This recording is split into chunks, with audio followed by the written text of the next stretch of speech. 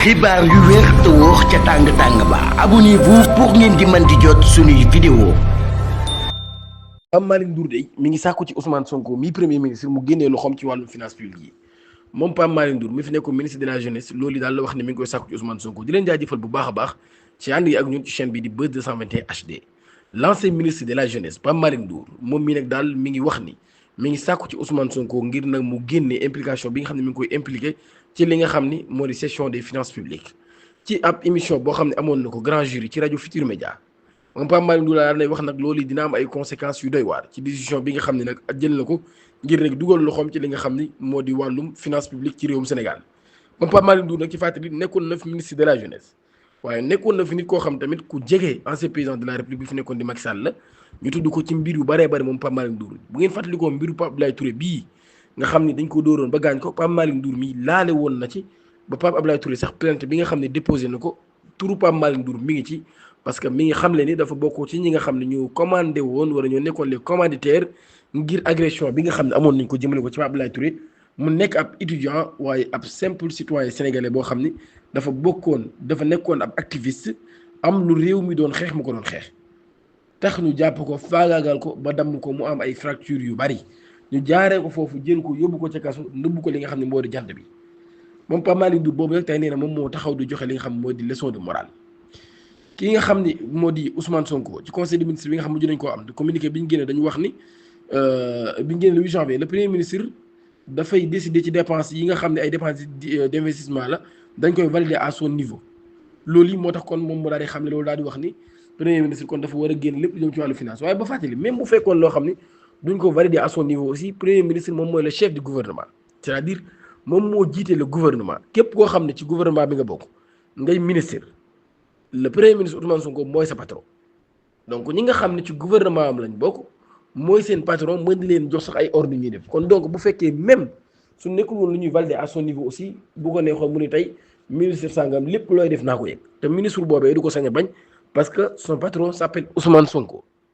donc jàpp naa ne kon loolu c'est un faux débat nekkul débat boo xam ne dañ ci war a taxaw naan dafa war a génne implication am ci ni finance di doxee ak ni budget di doxee ndaxte dafay indi ay catastrophe yu néfaste ak lu ne mu wax ko jàpp naa ne Ousmane Sonko en tant que tel moom moo koy déranger mais pas en tant que le premier ministre boo xam ni dafay dugal loxoom ci ni finance di doxee bu doon ab premier ministre bu tudd Amadou Ba moom moo dugal loxoom ci finance Pape Malick Ndour du wax bu doon ab premier ministre bu tudd Abdoulaye Daouda Diallo ab premier ministre bu tudd naneen ak naneen ci jamono bi nga xamee ne Macky Sall moom moo fi nekkoon mu àndoon ak ñoom du tudd li nga xam ni moom moo xew kon donc li ñu mën a xam rek mooy Pape Malick Ndour dafa wax loolu parce que ki nekk premier ministre moom moo gën a waaye damay fàttali ni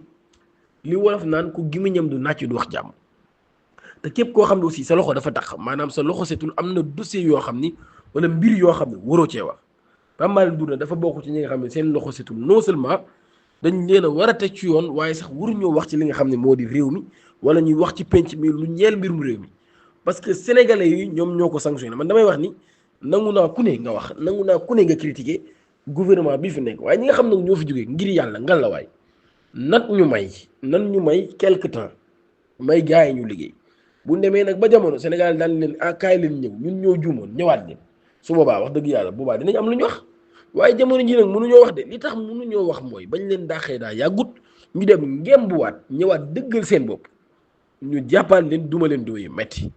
koo xam ne nag ngembu nga dangaa ngembu maanaam sab taaw mu duma ko nga ngembu ñëw yow mu duma la Macky Sall daa ngembu Amadou Ba mi nga xam ni moo nekkoon premier ministre am di taawam mu ñëw ñu bàcc ko Sonko ngembu Diomaye Faye ñu bàcc ko yàpp ko bàccal yu metti Macky Sall dem ngembu ji Amadou Ba ngembu de côté ñu ñëw ñu jàppal leen bàccal yu metti donc jàpp naan nag kooku wax dëgg yàlla bu amee jom war a xam ni dañ koo man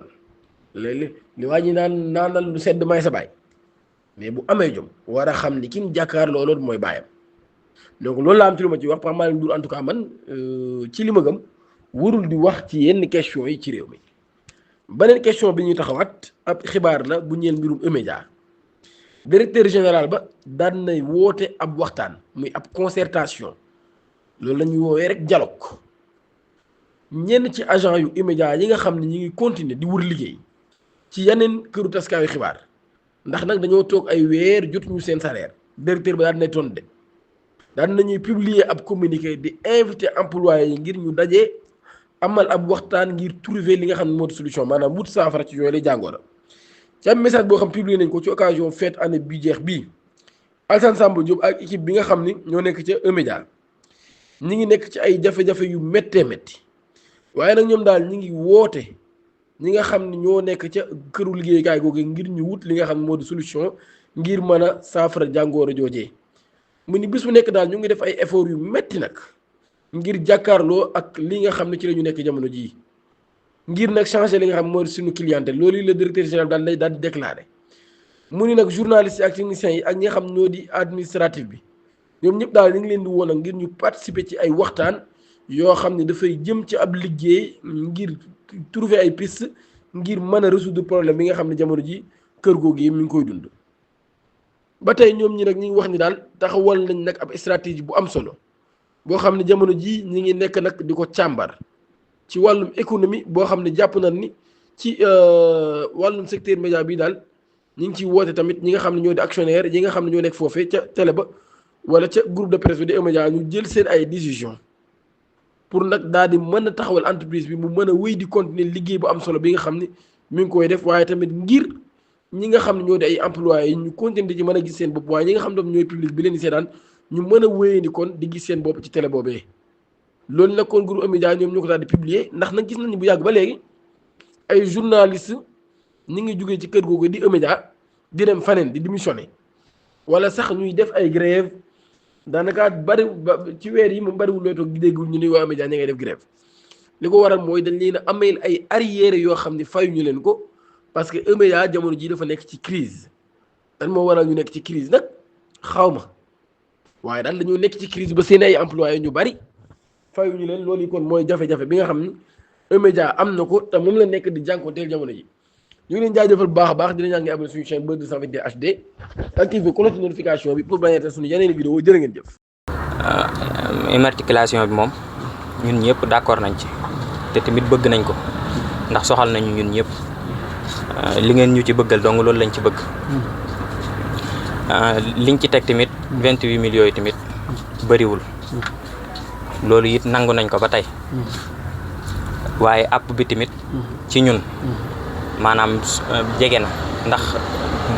ñun ni ñuy dunde mën na bañ a bokk ak ñeneen nu ñuy dunde suñ bërëbu liggéeyukaay bi mën na bañ a bokk ak yeneen bërëbu liggéeyukaay ni muy doxe fii mën na bañ a bokk ak neneen nu mu fay doxe léegi nag bu fekkee ne fii ni muy doxewut noonu nga war a lijjanti lu bari sa kër ak yeneen ba noppi tamit ñu jàppal la loolu maanaam bu fekkee ne looy dajale bi mën naa yeex ndax kër du taxaw war a lijjanti ko ba noppi nga yor ko jël ko dem def ko ci leneen loolu du yomb ak leneen tamit maanaam wàllum papier yi moto yi dafa am loo xamante ni ñu ci bëri nag coow li loolu ci la bokk moo tax dëgg ñuy coow muy moto yi depuis ba mu commencé wàcc ba léegi heure boo demee ci fi ñuy jaayee moto magasin yi ñuy jaayee moto boo fa jëndee ab moto CMC la lay bindal la lay jox mooy këyit bi nga xamante ni mooy këyit douane bi wàccaale moto bi ñu wax ne la mooy këyit dédouanement bi moom lañ lay jox ak facture mais dañ cee yokkaat leneen ne service di ni loolu da koy laaj te fii boo doon wër fii daanaka bu fekkee am na ñu ko fi am yaakaar naa bëriwul boo ko doon wër ci dëkk bi laa wax nag waxuma fii nii dëkk bi muy photocopie carte d'identité ki nga xamante ni moom moo dédouané conteneur bi te ki dédouané conteneur bi mën naa bañ a dëkk sax ci réew mën naa dëkk ci réew mi te doo xam fu mu dëkk it ki lay jaay moto bi moom nga mën a xam bu fekkoon ne moom lañ lay wax ne la këyitu dédouanement maanaam photocopie carte d'identité ngay jël ak sa photocopie carte d'identité dana neex a lijjanti waaye ka dédouané moto bi moom pour nga jot ci photocopie carte d'identité du yomb.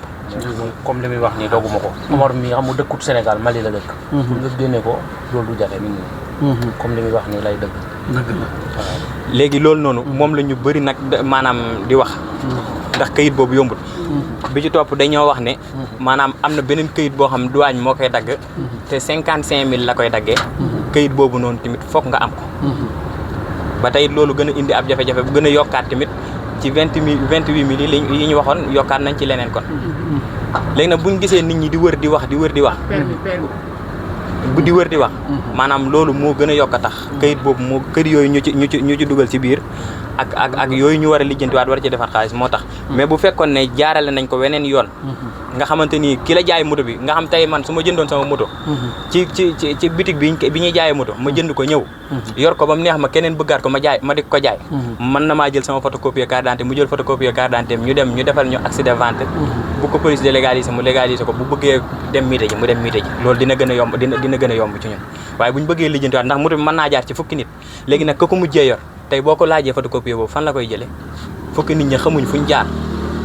kañ la koy topp ba kañ la koy jot